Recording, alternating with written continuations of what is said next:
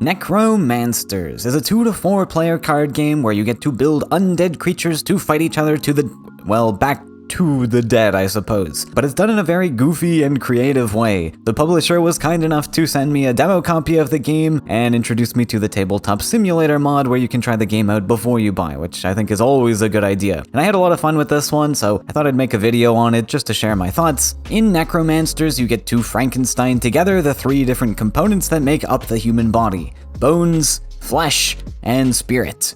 Combining these 3 card types together will create the stats of a living creature to fight for you and defend your life points.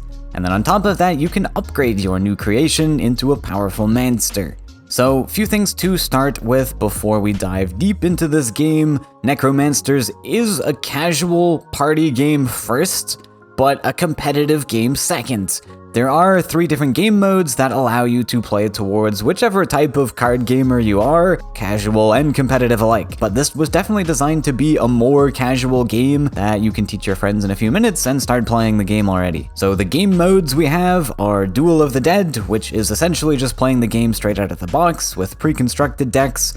Then there's Funeral Party Mode, taking the exact same out-of-the-box decks, but you can play with up to 4 people. And finally, Custom Cadaver Mode is the competitive format, where you can custom build your decks. Each of the formats are honestly quite different, and I think there is a little bit of something in here for anyone who likes card games, no matter what your skill level is. And feel free to use the timestamps down below to jump to whichever mode you're interested in, but let's first take a quick general look at how the game works. So you've got 3 decks of cards here essentially: the Graveyard, the Monsters deck, and the Morgue deck, which contains all of your dead people things like flesh, bone, and spirit. During your turn, you have the option to draw once from either of these 3 decks, which, if you're familiar, this is vaguely similar to the game Inscryption, which I played on the channel a while back. Necromansters actually took a little bit of inspiration from this game with the draw mechanic and stitching cards together. Great game to draw inspiration from. Inscryption was probably my favorite single-player card game I have ever played. Now, after you've drawn your card for the turn, you get to play up to 3 cards. All cards get played onto one of your 2 stacks, and you can just keep piling cards onto a particular stack until you play at least 1 flesh, 1 bone, and 1 spirit card onto the same stack. Suddenly this becomes alive and you can no longer add to it. When a stack of cards is alive, it will have power and health equal to the numbers you see here. So flesh adds to the creature's health, bone to the power, and spirit cards all have a special effect that resolves as soon as they're played. Then you can move to combat and attack your opponent. But we do have 2 potential stacks here, and only 1 can be active at a time. So before you attack, you can choose to swap which stack is active, even if you don't have a live creature there. If your stack is alive, it will attack your opponent's active stack, and automatically end the turn. And if they don't have a living creature to defend themselves, your damage will push through to their 10 life points. This active stack thing is very similar to benched Pokemon. If you've played the Pokemon TCG, this is the best way that I've heard it described. Now you may think that this mechanic is pretty easy to just gloss over. Okay, when I have a living creature, let's just make it active and bash my opponent's face in, but there are some strategies to how you use these 2 stacks in tandem. And even if you have a non-alive stack, one that is empty, it might be reasonable to make this your active for the turn. You won't get any damage in that turn, but it also means your creature is protected from being attacked. So if you have some cards you feel you need to build up first, or maybe you want to save your creature to threaten something else your opponent could drop next turn, you can leave your life points open in order to make it to the next turn and potentially swing back even harder. So the fact that your turn ends if you do attack, it means that your attacker is now vulnerable. So you have to still be careful of how much of an investment you put into your creatures. But there is one particular card in the game that forces your opponent to swap their active creatures so that you could attack that creature hiding in the back, or swap to an empty stack and hit you in the face. And when I say 1 card, I actually mean 4 cards, because you can only include 1 copy max of each card in a deck.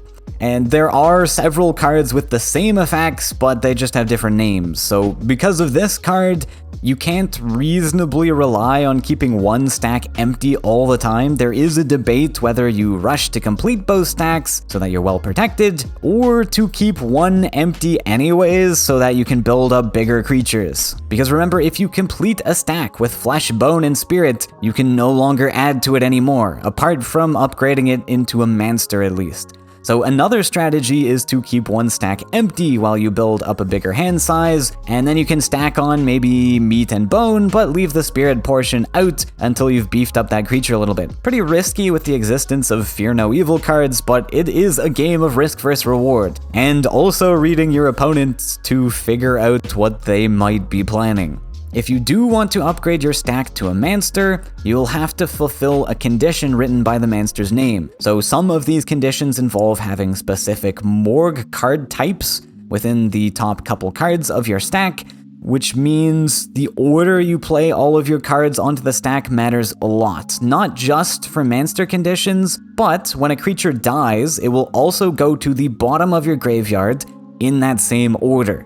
And since you can optionally use your draw for the turn to draw the top card of your graveyard, the card order here is always important to consider. One issue I'll say I have with the Manster conditions, however, is that these are a condition that needs to be met and not an actual cost. So for example, a more powerful Manster like Lu Cubed that requires the top 2 cards of your stack to have 2 flesh and 1 spirit, and we can accomplish that with the dual colored Morgue cards, by the way. It is quite a specific arrangement of cards you need for it. Regardless though, if you do have these cards, you can play this 5/5 Manster for 0 cost to the player, apart from using up that card slot for the turn. So it becomes a little more of a game of luck, I feel, rather than managing resources in this way. I played one game where I dropped this guy's twin brother on turn 2 because I just got all the right cards, and he was like a 9/4 turn 2. So as you might notice, the numbers in this game can get pretty large in comparison to our 10 HP life total. And yeah, games can end very quickly because someone builds up to 10 power already and one-shots you. Though I found this happened a lot more so in the casual formats than the competitive one, so we'll touch on those game modes right now. Duel of the Dead mode is the pre-constructed format, so super easy to start playing the game right out of the box. That quick blurb that I just gave you on the game is really all you need to get started. You draw 1 Manster and 4 Morgue cards for your starting hand, and put 1 Manster and 2 Morgue cards into the graveyard to start. And then that's it, you're ready to just play the game already. Now the issue I had with the pre-constructed deck is the balance of the card. I think balance-wise overall this game has a few issues, but if you're a casual gamer then who really cares? The game is fun enough and has this quirky sense of humor that you can admire, but there are a lot of 1 power or 1 health cards you can draw into, which when laid next to the 4 power and 4 health cards in the deck, this is a pretty substantial difference. There's only 1 4 power and 1 4 health card in the deck, but as soon as someone is lucky enough to draw one of these cards, the game takes a major swing in that player's favor. Like, this is 4 times as much as the common 1 power health cards. So I didn't appreciate this bit all that much, but this is only apparent in the casual formats. In competitive, you get to design your own deck, so you could just not include any 1 power or health cards at all, which at least makes the lowest card you can draw 2, which is only half as much as the 4 power health cards. Massive difference when it comes to drawing from randomly shuffled decks. But I also know that a lot of people like the types of games where you can take a big lucky game swing after drawing that 1 of card, so this really depends on you. It is interesting how the graveyard works though. If you do draw the 4 power cards, you want to play it in a way where you could get it back from your graveyard to use it again. So managing the order of your cards and being careful of the scavenge keyword, which lets a player pull any card from any player's graveyard and put it into their hand, these are some things that can extend the usage of the one-ofs in the deck. Custom Cadaver Mode then is the competitive format, as I mentioned. This one allows you to build your own Morgue and Manster decks. There are factions in this game, and you are restricted to building within that faction, but there are also a large pool of neutral cards that can be put into any faction. A lot of cards though, like Red Skeleton, have identical counterparts in the other factions. I guess this was just done for thematics, but every faction, for example, has their own one-of version of the 4 power card and the 4 health cards. And there are more examples like this as well. There's a super helpful browser-based deck builder if you want to check that out. I'll leave a link for that in the description below. And you can conveniently copy-paste a deck code from here into Tabletop Simulator if you want to try out the game there. The card pool is fairly small right now, but there's a number of routes you could take for different deck ideas. I mentioned how custom Cadaver Mode allows you to just delete all of the 1 power and 1 health cards from your deck, but there is an archetype that revolves around swapping cards with your opponent and stealing stuff from them, so there is still a use for these small guys in the right deck. But scrolling the cards and playing a little bit, I think there are some pretty OP sounding cards in a pool of much lesser OP cards, so the balance feels a touch off. I haven't played a huge amount, but this game definitely feels to be designed more towards a casual audience, and the custom Cadaver Mode offers something just a little more competitive for those looking for a greater challenge. There are going to be tournaments held for the game online too on Tabletop Simulator, so if you're interested in those, I'll post a link for that down in the description as well. There's one coming up on September 20th with special prizes that go along with it, even just for participating, so that's pretty cool.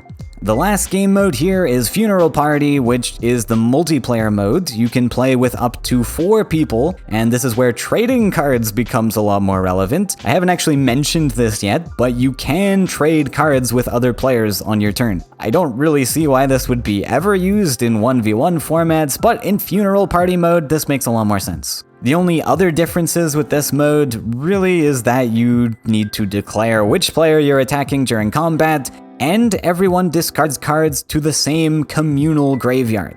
This makes it a little bit awkward in person because all of your friends will need to have different colored sleeves so that you get your cards back at the end of the game. Even if you're using the precon decks out of the box and all the cards are just being returned to your one friend who owns the game, there is a distinct separation that needs to be made among all the decks. I mentioned that there are faction restrictions, so if you look at the backs of the cards, you'll notice some cards have different colored borders and different things going on with the eyes here. The game is balanced around these faction separations, so having a communal graveyard is going to cause a bit of tedious cleanup, unless you're playing online, of course. Because while the cards are color-coded to help you remember which pre-constructed cards belong to which deck, there are neutral cards in the game, remember, that can be used in any deck, no matter the faction. The color coding is only useful, in fact, for the pre-constructed formats. So for example, these skulls with the one missing eye are the neutral types of Morgue cards. When I'm custom building a deck, I can use any combination of these neutral cards plus whatever unique cards from my chosen faction. I think this gets a little bit messy in the physical game, but colored sleeves solve most of that issue. You just have to buy sleeves if you want to play the custom mode, I feel. There are planned future expansions as well that will add new factions and neutral cards. I won't spoil anything, but I've heard some funny ones that are coming down the pipeline. And speaking of, there are a lot of funny bones in this game as well. And the art and flavor text and game design were all made by the same guy, which I think is really cool. If you like quirky humor, especially something family friendly, then this is a great game for that. Game lengths are around 30 minutes, and it only takes like 5 minutes to explain the game rules, which is awesome. That's always my number one when I'm looking at party games, is how long does it take to explain, because I'm probably never going to share it with friends if it's too long. But there's the game of Necromansters. Let me know what you thought of this one down in the comments. If you want to see more like this, do you prefer the competitive games I play on this channel, or do you want to see more casual games like this? Would love to hear your thoughts. Thanks for watching, and I'll see you in the next one.